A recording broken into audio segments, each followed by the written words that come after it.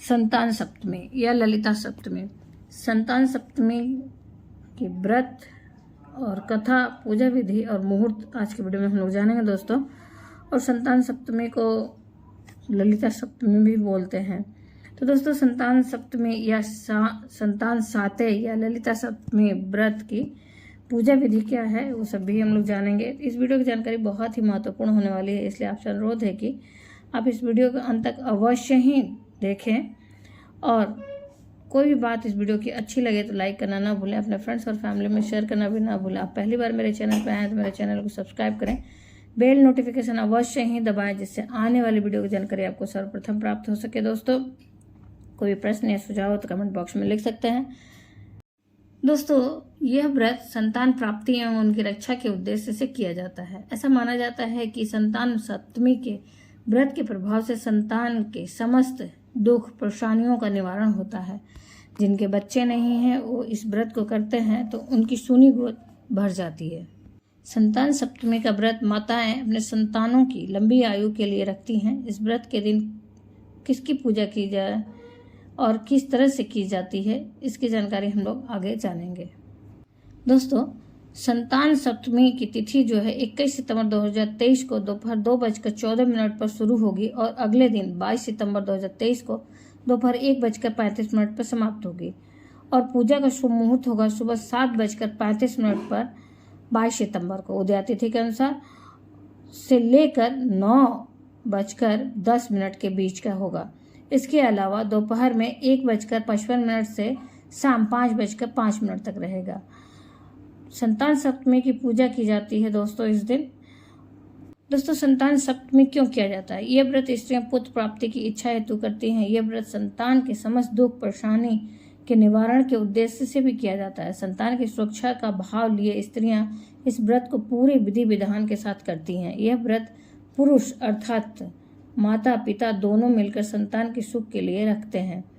दोस्तों, इसकी विधि क्या है जानते हैं। भाद्रपद शुक्ल पक्ष की सप्तमी के दिन प्रातः जल्दी उठकर स्नान का नियम है, स्नान करना चाहिए। और माता पिता संतान प्राप्ति के लिए अथवा उनके उज्जवल भविष्य के लिए इस व्रत का प्रारंभ संकल्प लेके करते हैं। यह व्रत की पूजा दोपहर तक पूरी कर ली जाए तो अति श्रेष्ठ होता है, उत्तम माना जाता है। प्रातः स्नान कर स्वच्छ कपड़े पहनकर विष्णु शिव पार्वती जी की पूजा की जाती है। इसमें दोपहर के वक्त चौक बनाकर उस पर भगवान शिव पार्वती की प्रतिमा रखी जाती है। उस प्रतिमा का स्थापना कराकर चंदन का लेपन कराया जाता है। अक्षत, श्रीफल, सुपारी अर्पण कर पूजा की जाती है और दीप प्रज्वलित करके धूप दीप नैवेद्य षोडश विधि से पूजा की जाती है। दोस्तों, धूप दीप नैवेद्य के बाद धूप दीप दिखाने के बाद भोग लगाया जाता है। संतान की रक्षा का संकल्प लेकर भगवान शिव को डोरा बांधा जाता है।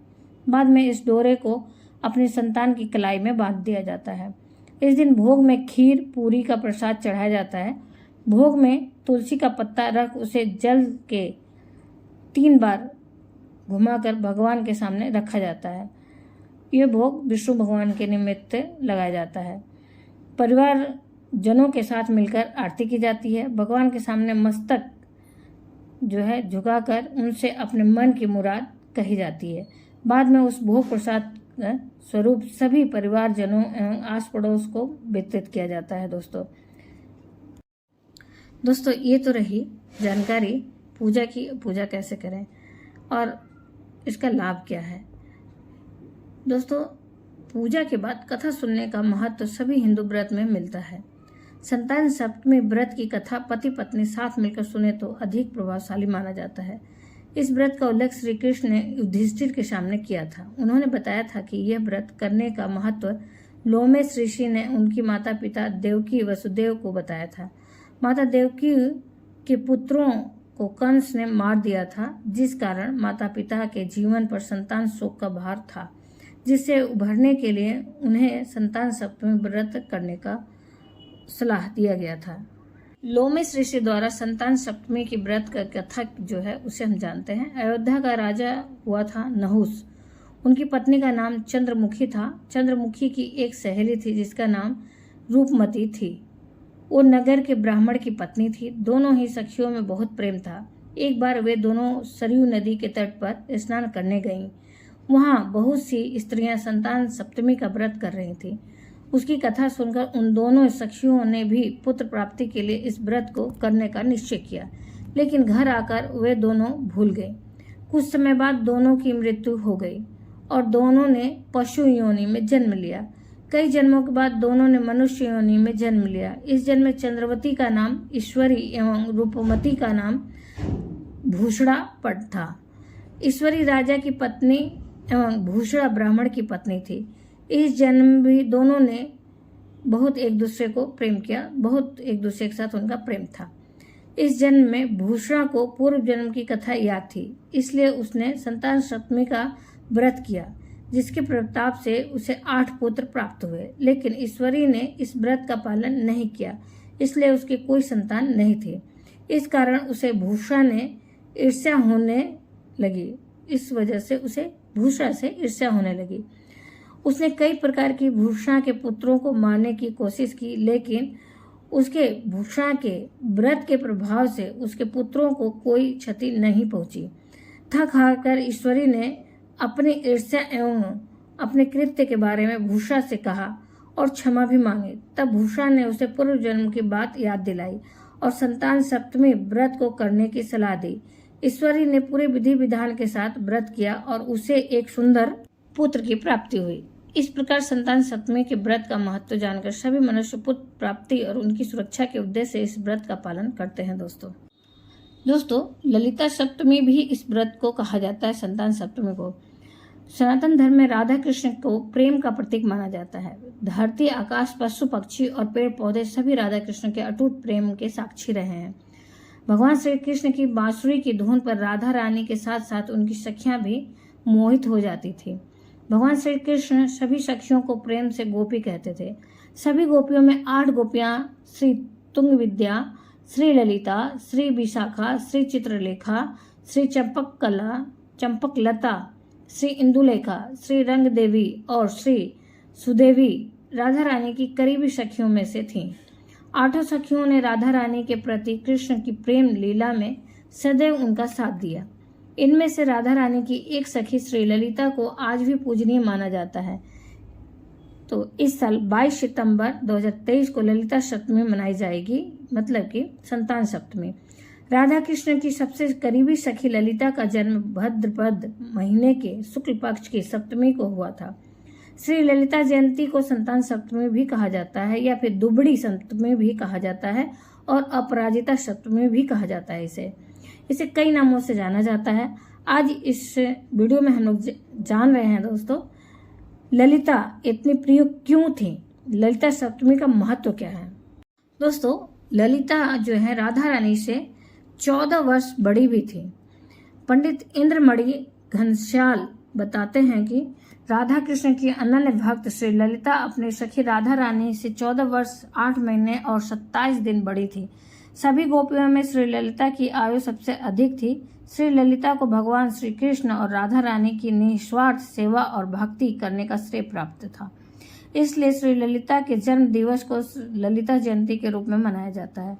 श्री ललिता सप्तमी के दिन श्री राधा कृष्ण के साथ ललिता जी की भी पूजा की जाती है। उसके बाद दोस्तों श्री ललिता राधा कृष्ण के दिव्य प्रेम को दर्शाने वाली भक्त हैं। राधा रानी की सखी श्री ललिता पीले रंग की आभा लिए हुए और श्री कृष्ण की प्रति स्नेह रखने के कारण मोर पंख से बने हुए वस्त्र धारण करती हैं। श्री ललिता के जन्म स्थान पर आज भी सूर्य की रोशनी में उनके चरण कमलों के निशान दिखाई देते हैं। श्री ललिता के मन में राधा कृष्ण के प्रति जो आत्मीय स्नेह है, उसी के रूप में श्री ललिता सप्तमी का उत्सव मनाया जाता है। दोस्तों धार्मिक ग्रंथों में बताया गया है कि श्री ललिता के असीम स्नेह, उनकी भक्ति से प्रसन्न होकर श्री कृष्ण ने अपनी सखी श्री ललिता को यह वरदान दिया था कि श्री ललिता राधा कृष्ण की अनन्य भक्त के रूप में पूजनीय होंगी।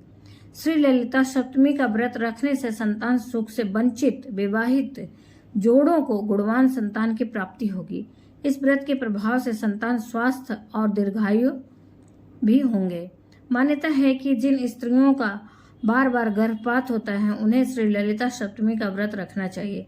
जो व्यक्ति श्री ललिता सप्तमी का व्रत करते हैं, उसे राधा कृष्ण का आशीर्वाद प्राप्त होता है। इस व्रत के प्रभाव से व्यक्ति के पिछले जन्म के पापों का नाश भी होता है और उसे वैकुंठ की प्राप्ति होती है। दोस्तों, संतान सप्तमी से संबंधित वीडियो चैनल पे पहले से भी है, उसका लिंक डिस्क्रिप्शन पे मिल जाएगा और आई बटन में भी मिल जाएगा, आप वहां से भी देख सकते हैं।